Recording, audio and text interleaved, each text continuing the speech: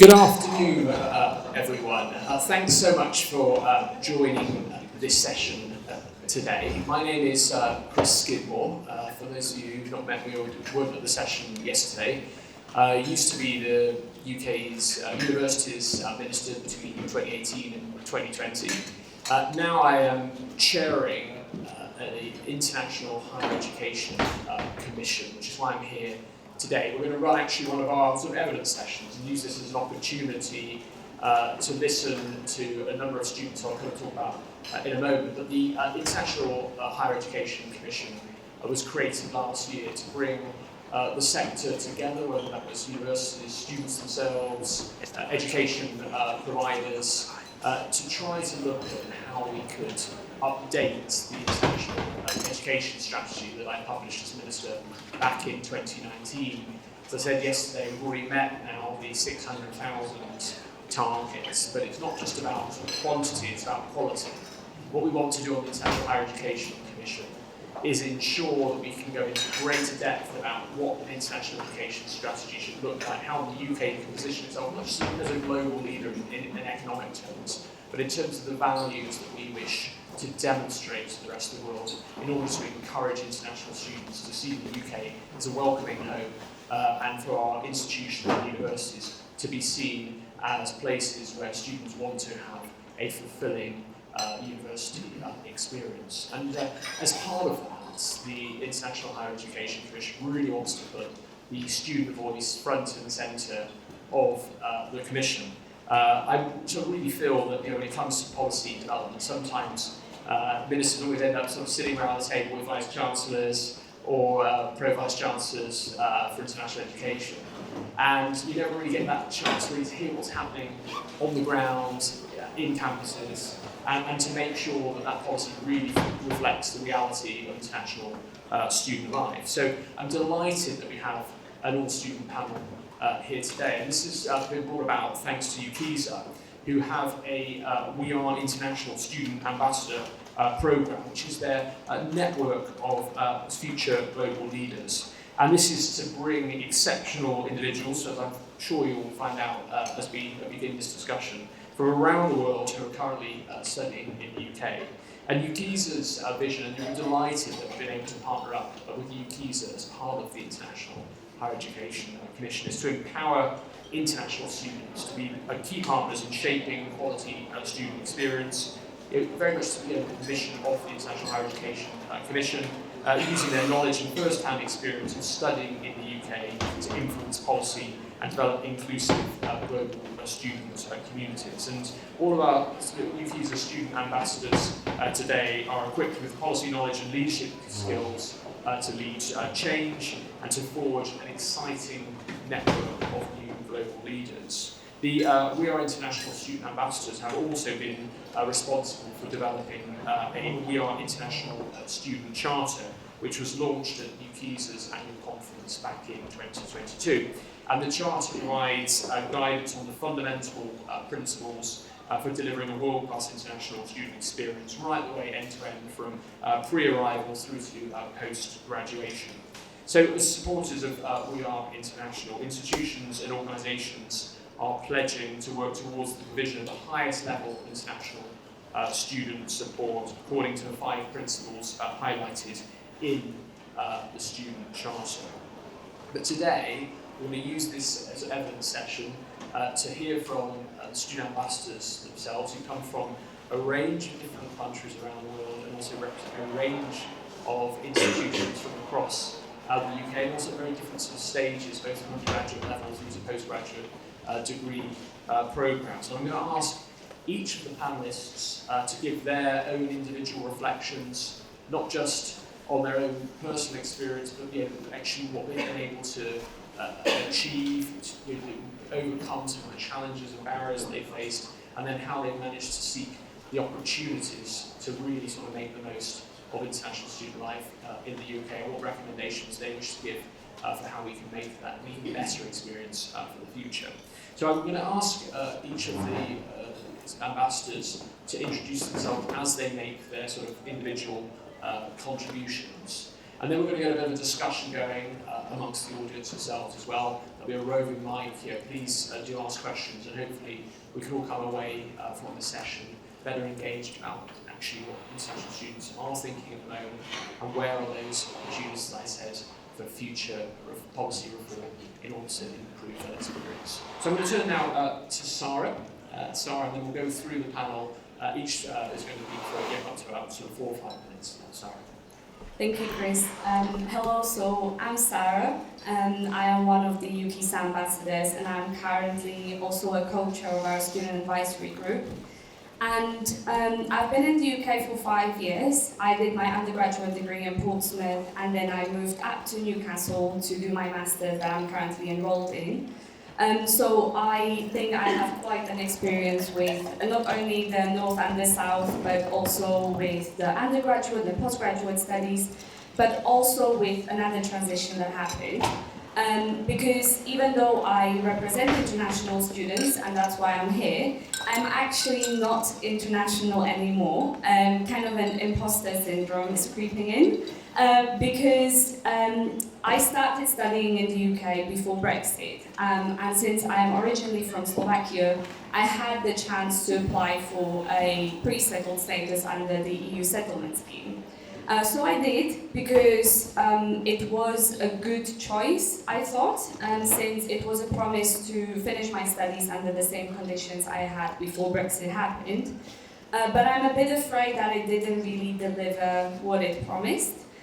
Because what happened basically is I was given the pre-settled status, and with that I was moved from being European to being a home student for tuition fee purposes, which is why I'm not really international. But I'm also not home. Why? Because if I was home student beyond the tuition that I pay, I wouldn't have been approached by Visa and Compliance 5 months into my master's program, asking me to prove my right to study. So I do not have the same access or treatment as home students, so I'm not home. But I also don't get invited into conversations concerning international students, because data-wise, I'm also not international anymore. So my question is, why is it that before Brexit we had a separate group for European students so that everyone would know who we are, where we are from, and what kind of conditions we have in terms of our studies? But now after Brexit, even though we have a group of students who do have a pre-settled status, which means we are very, very different from students who need visa, also very, very different from home students, but we don't have a separate group anymore, and we are being thrown in between the groups, and we are being mislabeled, which then leads to a lot of confusion, because I have different needs to a home student, but I cannot access support because I am technically a home student now. So a lot of confusion happening there, and I just really wish that institutions understood what it means to have a pre-settled status, because I don't feel comfortable that I need to prove myself multiple times to not only my current institution, but all the institutions that I applied for. When I was applying for my master's degree, I had to declare my status during the applications process, which I thought, okay, that makes sense under the circumstances. But funnily enough, every single institution sent me an offer letter with international fee status. And I was like, that's interesting. So I had to contact each one of them to have it corrected. So I think something isn't working here, and I will just leave it with you to think about, do we really make things simplified if we create labels and groups that don't really work? And so that brings me to my second point that I wanted to mention, because we've been talking a lot about integration and inclusion of international students on campus. I will also ask, am I going to be included in this discussion if I'm not international enough? Anyway, so when I was thinking about how best to approach this issue, I realized that both integration and inclusion are actually an act of including someone to be a part of a group. I did Google it because I wanted to kind of have a nice definition to bounce off of.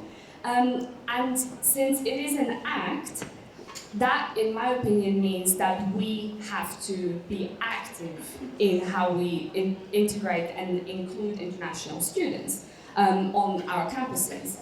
And one of the examples that I wanted to mention that I think is a hopefully good practice that I've seen and that I've been involved with, even though I'm not international enough, I will have to keep coming back to this because I really want you to think about labels. But there is this project that I've been involved with one of my lecturers at Newcastle, and what we want to do is develop a set of workshops that will include students, which I'm saying deliberately without any kind of additional label to it, because we want to bridge the two groups of domestic students and international students, because we believe that there is so much to be learned for both groups from each other, and to do it organically. So it won't be the typical what to pack before you arrive to the UK, or don't forget your umbrella kind of thing, because that will probably discourage home students to participate. And hopefully in the next couple of months we'll be able to present this to you as well as a good practice when we get some feedback from both of the groups of students. And I just wanted to encourage everyone here in the room to not only think about how to integrate international students and include us into what you do and how we work together, but also especially think about the use of labels we have. Because as you can see, we have a group of students that feels forgotten, and I do truly feel neglected by institutions in the UK, and I don't think that is the message that we want to send out to the world. Thank you. Thank you, Sarah. I'm going to turn now to Zhao Zhao. You're able to introduce yourself, and then, please. Hi. Please label me as a Scouser. I'm really trying hard with my Scouse accent. How you doing, mate? I'm Chinese-born Scouser. This is my 10th year in the UK. I got my first master from Durham University in musicology, then second in Leeds about applied psychology. I'm doing my doctoral research in music for people with dementia. So Britain is it's definitely my second hometown because it changed my perceptions on a lot of things, such as my subject, music. In China, music is more about performing techniques, but here it's more about the human beings, how music affects our brain, cognition, behaviors. But talk about music, I feel quite nervous on stage with the spotlight, without my instrument. So I was invited weeks ago to talk about my experience as an ordinary international student among 500,000 extraordinary peers. So within my University of Liverpool, my research is about human being, people with dementia. My research is more about how to be more inclusive with minorities. So I spent most of my time with the community. I published my research not in academic magazine but in NHS. So I have quite close connections with local communities. Alumnus society, I'm a part of the delivery partner because in the dementia scene for the brain, I have never seen any Asian face or minority because we have different life experience, we have different playlist repertoire. So I want to be part of that to help people. Also, I teach 3 modules, undergraduate modules in Chinese. I produce exam papers, I mark, and I communicate with students. I also assist 2 postgraduate modules in music department. So there is a brand new facility called UKCISA Center within the campus. It's a brand new facility for teaching, research, and learning. So I was quite proud and lucky to perform for the gala, opening gala, and with the Lennon family. So me and Sean Lennon are Instagram mates now, so we follow each other. Apart from my time, beyond my campus, I also teach Mandarin in local grammar schools, colleges, and academy. I'm really grateful that I can play a short but meaningful part in their lives. Not only they achieved high marks in their exams, but also some of them study in China now or in a language program around the UK. So also I delivered music and culture workshops around museums.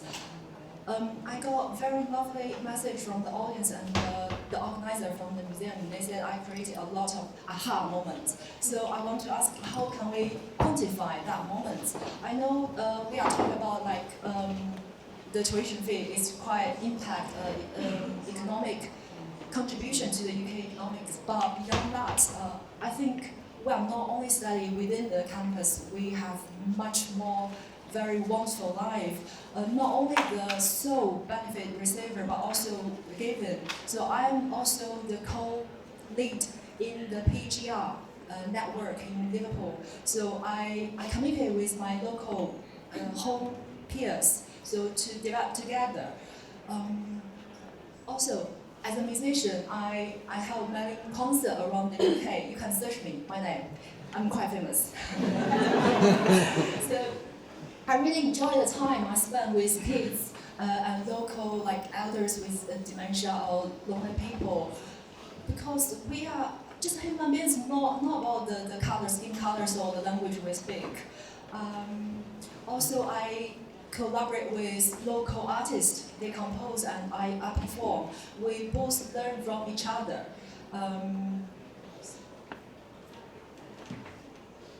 I think that's me. Yes. Thank you so much for the opportunity to show you my Chinese Scouse accent. Thank you.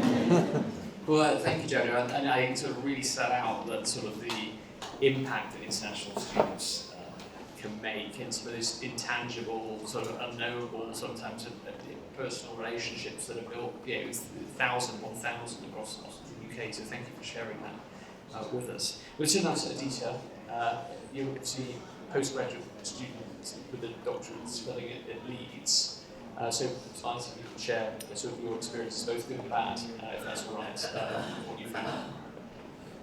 Afternoon, everyone. It's lovely to be here. My name is Aditya Mehta. I'm a PhD student at the University of Leeds studying politics and international studies. I chose to re-enter the academic sphere after about 6 years, after I completed about 6 years in the US, where I did my undergraduate and master's degree in sociology, religion, and global health. And I had the opportunity to work in a number of African countries such as Somaliland, South Africa, Kenya, and Ghana. And of course, 2 years were lost to COVID, so re-entering academic life was a significant decision. And having done the IGCSE as a young student growing up, studying the UK was always aspirational. We always looked up to the quality of education, particularly higher education in the UK. And when I found Leeds, I spoke to my supervisors a number of times. There was a comfort that we had established, and they were as excited as I was to be doing the project that I'm doing.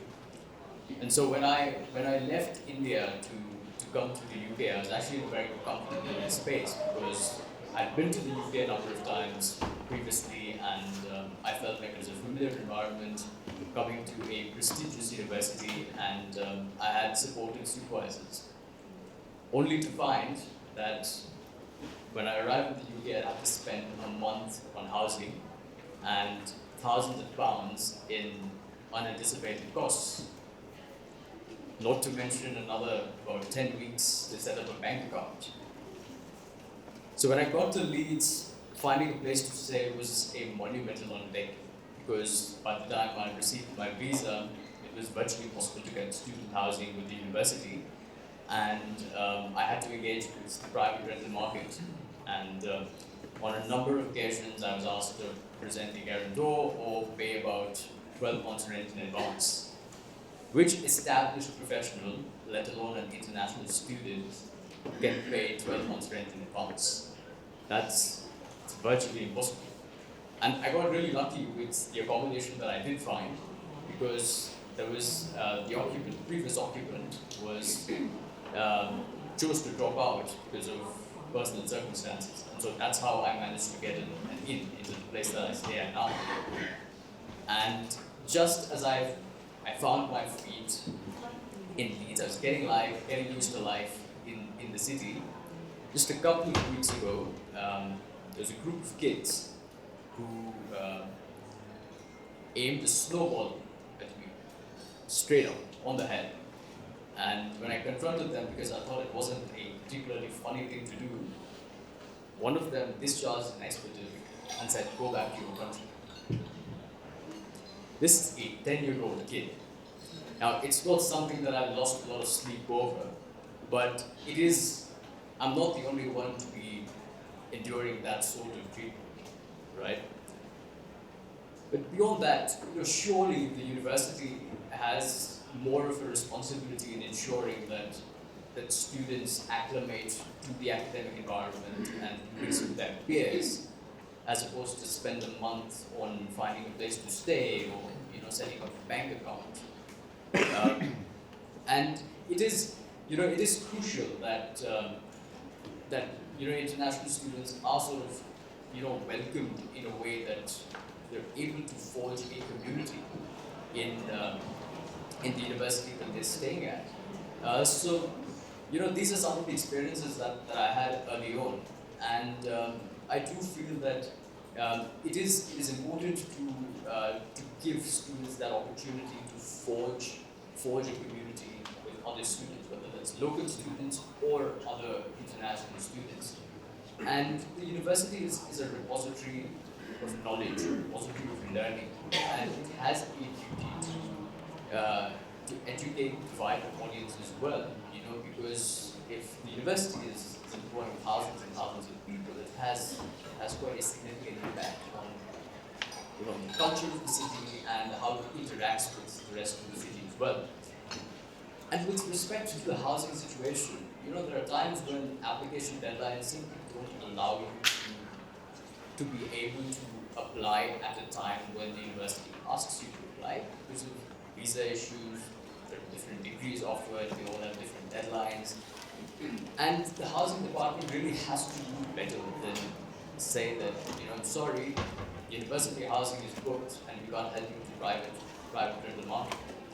Now, I've lived overseas for a number of years, and I think that has instilled a sense of resilience in me to be able to sort of navigate these situations, but that's not the case for everyone. I know a number of people who've struggled to find a place to stay. So all in all, it's a matter of concern, and I hope that the stakeholders in education in the UK are able to sort of come together and find a solution to resolve this. Thank you very much.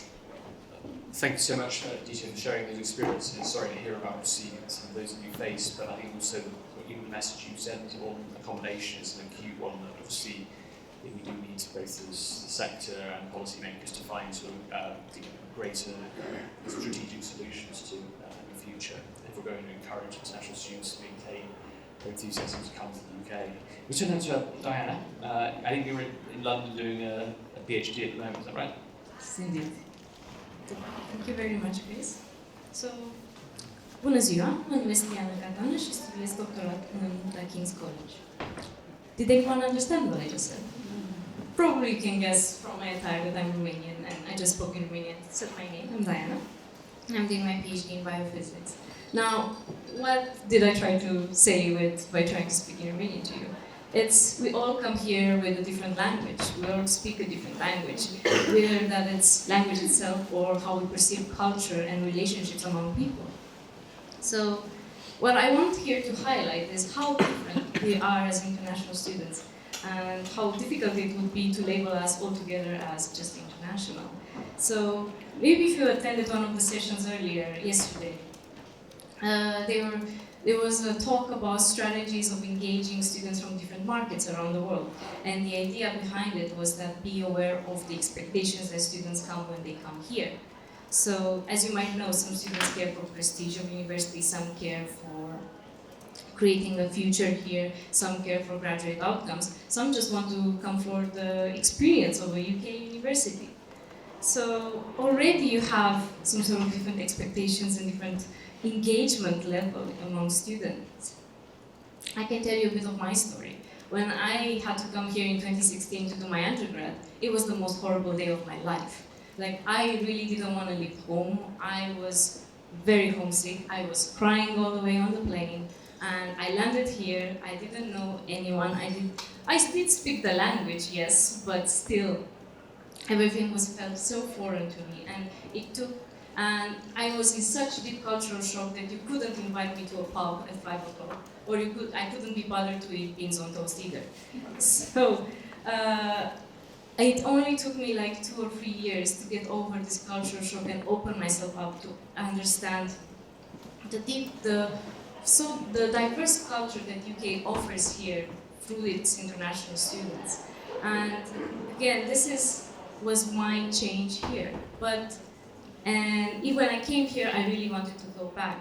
Now I'm on the way and I'm hoping to settle here. I've been here long enough. If I stay a bit longer, I might even get the citizenship here. So I can finally reside here and, as my parents put it, maybe take us here as well. But now, this is not just one experience. I can tell you about someone else, someone close to me. So this person, let's call him Jose. Jose came here wanting to study arts. He was very excited. He really wanted to be here. He is a Latin American, and he came here hoping that he could find his life and continue his studies here. Unfortunately, after he graduated, he couldn't find a job, he couldn't get into global talent, he had to get the postgraduate visa. He got it. Now he's been trying ever since then to apply for new masters. He did get them, but he didn't get any bursaries or tuition fees, scholarships.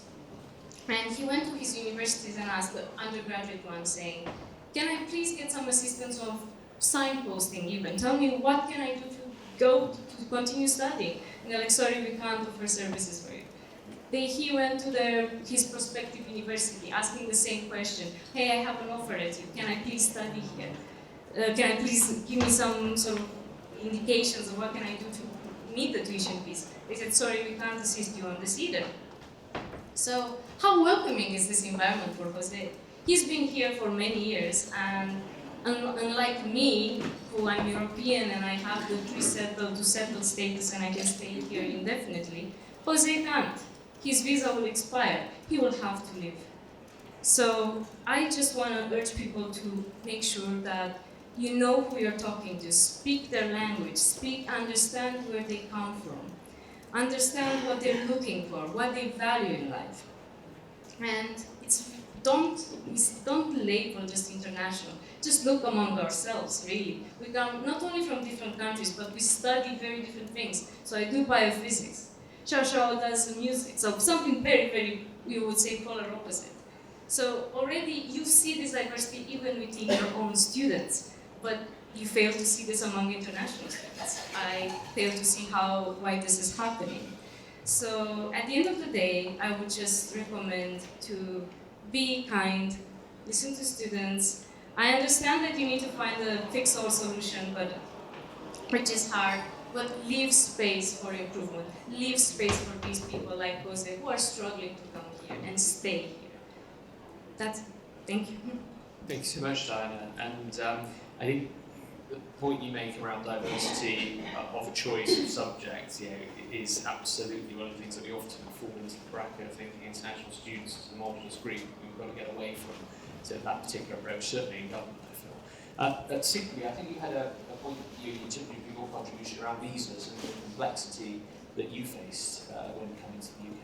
Yes, certainly. And thanks, Chris, and thanks all the ambassadors. I think all the messages are super clear, and I'm just very impressed by all the stories. It's just so powerful. And as a former international student myself, I definitely felt like, even though people say international students brings so much value to the UK, however, I think the thing is, like, a lot of us, we didn't realize how much pain and how much difficulties we've been through throughout this journey, and how we came here, how we like managed to start a new life in a country we never ever like lived before. So it is really difficult for international students. And also, I just want to say, as Diana said, like, please be kind and be understanding of the different needs international student has faced. And also, I forgot to introduce myself in the first place, but I'm Siki, and I studied economics and politics at Glasgow University and moved to London last summer after graduation. And now I'm living here, and I started my career in the financial services industry here. And also, looking back at my journey at university here in the UK, I felt like there's a lot of support needed for international students, not only during the studying, but also before, pre-departure, and also after university when we graduated. So one of the things I experienced is when graduating from university is the choice I need to make, whether I want to go back home or whether I want to stay here doing a master or applying for jobs. And I felt like I struggled a lot, even though I was talking to friends and family. However, I was just not very confident about, can I like live here? Can I actually start a life here, which is so different from the student life I've experienced before. And I was struggling with all the different visa types and all the different requirements I had to meet in order to apply for a work permit here. And I think that's definitely something universities can do to help international students better in the future, because I think there's a lack of clear communications and also, let's say, introductions of different visa types international students need to stay in the UK, because we often talk about graduate route visa and also skilled worker visa. However, there's a lot of differences between those two, and there's even more visa types for different students and different people. For example, like startup visa or global talent visa. However, I never heard about them while I was at uni, and I just wish someone could have told me all the differences earlier, so I can make like a more efficient choice and to better prepare myself for the life after uni. And also, I think but at the same time, I think the support at uni, at Glasgow Uni, I received are very good, because I remember when I first came here, I didn't know what is CV and what are the standard process of the recruitment process. Here in the UK, you have to go through interview, you have to go through like group exercises, and I was lucky to get involved with some activities the university organized. So that's why, from where I noticed and I realized, if we're gonna write a CV here, we don't need to attach a photo, which is very different from home back in China. Like every CV will have a photo attached. And also, I think what uni could do better is to get more actively involved with those trainings, with those support for international students throughout their years at uni, not only like from third or fourth year when people started looking for jobs, they're panicking, they're saying, oh, what should I do? Like, I need some advice. But also maybe from the first year when we're freshers, university could just do running some sessions, introducing how the UK job market like, and what kind of things you need to prepare, how to write a CV, and also maybe even help international students get in touch with alumni who worked in the similar industry, and also maybe who may have similar experiences with them, to help them better prepare for the life after graduation. And also I noticed a lot of countries like Canada and Australia are offering much more diverse visas opportunities for international students, such as I think the postgraduate work permit in Canada allows students to stay up to 3 years, and there's a regional post-worker visa in Australia allows students to even stay up to 5 years. So I just want to express the UK need to hurry up and just like not losing out in the global competition for international talents. Thank you. Thank you, Sikri. And I'm now going to turn to Yimbo. And Yimbo, you've been both an international student and now working in the sector as head of partnerships and engagement for UKCISA. I think you're going to give your perspective where you feel policy development and potentially what could be taken forward for a new international education strategy for the future might evolve. Absolutely, thank you, Chris. As Chris mentioned, I'm wearing two hats today. Obviously, as a former international student coming from China, pursuing my study here, but little did I know, after 2 degrees in economics, I ended up working in the HE sector, supporting great student ambassadors and other students. But I think what's really interesting today, and I do really want to take a moment to kind of digest all the amazing stories and experience that our ambassador shared, it's a really great example to demonstrate how important the student voice is in the policy space.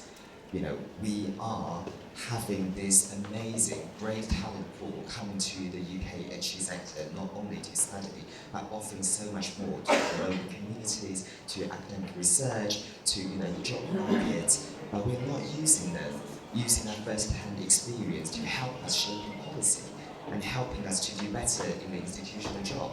I think it's a great missed opportunity that we really should look into how to better use that sort of first-hand experience. And obviously UKCISA has been trying to facilitate that conversation since 3 years ago, creating this program. But I do feel like we need a sector-wide joint force together to really capture this valuable experience that they are having.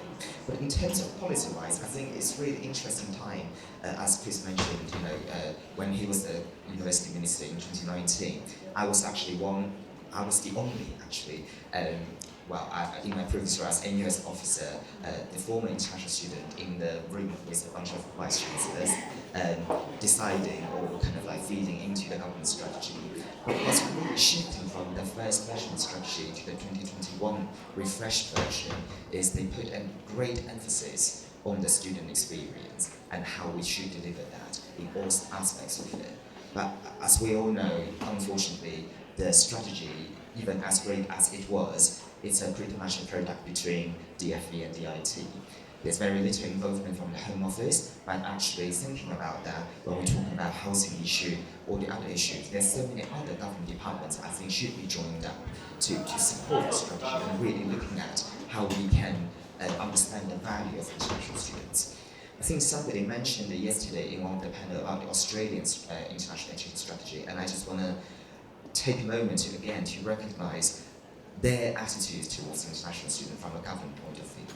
What they say that in the strategy is that international students and international education plays a vital role in Australian society, bringing economic and cultural and social benefits to their people, businesses, and they create links and lifelong connections with the communities and partners across the world. I think that kind of language attitude will be a great thing if whoever the government will be launching the next strategy to really include that narrative. Because as we heard so many stories today, and I'm sure so many of you have come across so many inspiring international students, there are so many great things that they bring to the UK beyond that £30 billion that the sector has been lobbying very hard for the government to recognise the international students' values. I also want to just use a very, very brief moment to share a little bit more of the stories that from the students I've worked with in the past. We've got JR from Chile, who bring a whole family with him doing a PhD degree, who are doing great volunteering work in his neighborhood in New York, using his climate change experience in previous job to do wildlife conservation, discussing air quality in the streets, and very involved in local initiatives.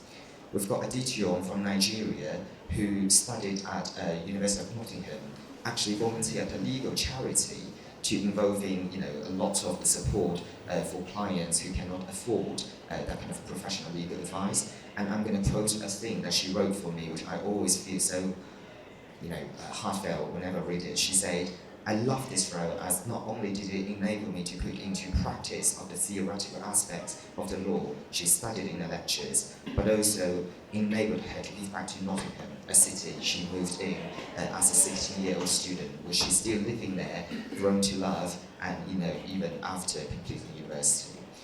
I think Shasha mentioned earlier that it's obviously very hard to quantify these kind of stories, experiences, comparing to the putting a figure of £30 billion also of international students' contribution.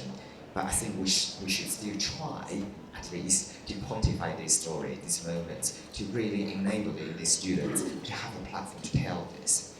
Another policy point, just quickly before we pass having some discussion with the floor, is I know we hit the 600,000 target, and we've been talking about should we move to 1 million, should we move to a number. I do want to bring back to the sustainable growth. As Emery, UKCISA chief exec, mentioned it in the panel she was yesterday, when we have a growing number with the student recruitment, it actually comes with greater responsibility and pressure on our supporting staff, on our teaching staff. So are we really able to deliver that kind of world-class education we promise to international students when we are not going to be able to achieve that sustainable growth in recruitment? Finally, I think a very quick point, actually relating to Chris's another role as the chair of the Net Zero mission that you are doing, is sustainability and climate change. I think there's another great area that we should explore, which is working with these amazing international students who not only have a lot of knowledge and experience from the university experience here in the UK, but also a lot of them actually have the first-hand experience back in their home country and home communities to really suffering quite often the outcome and consequences of climate change and crisis. But also when they are here, bringing those knowledge back to their home country, not only they are the soft power and global ambassadors for the UK, but they are actually able to apply those knowledges to the sustainability initiatives and all the other things, no matter which degree or which university they are studying from. So I think there is something that we should really explore there, to link in the sustainability and climate change issues with the international student expertise and experience. So that's something I definitely would like to see from the next version of the international education strategy of the UK government. Well, thank you, Yimbo. I think probably in terms of questions, we're probably going to run a bit too short to be able to bring in an active engagement. I would like to say one quick, we're literally on a final minute now, so I have to be literally 10 seconds and we want to say something. We've got the microphone here. I didn't think I need a microphone. No, I think they want it for the recording actually. Do you really can't hear me? Right, okay, very quickly. Everything that you said I agree with, but I also want to point out that several universities that I've worked with do the things that you're asking, do the things about CVs, support. I've been in international education now for over 40 years. My business is called Cambridge English Class, Culture, Language and Academic Skills Specialist. I've worked in language schools, I've worked in independent schools as head of international support. The thing that we need in the info, it says, is it time for an international, for an Office of International Students?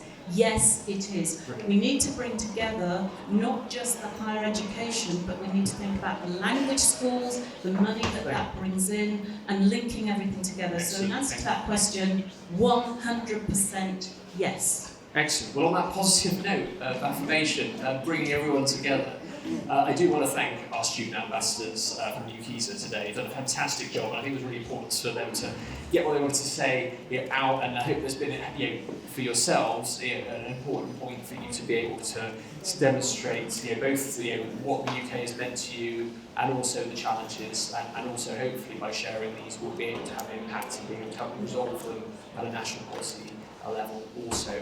And just to say, if anyone wants to obviously contact our student ambassadors with some question you may have wanted to ask, please do get in contact with Yimbo and UKCISA. I'm sure we'll be happy to put you in contact with them.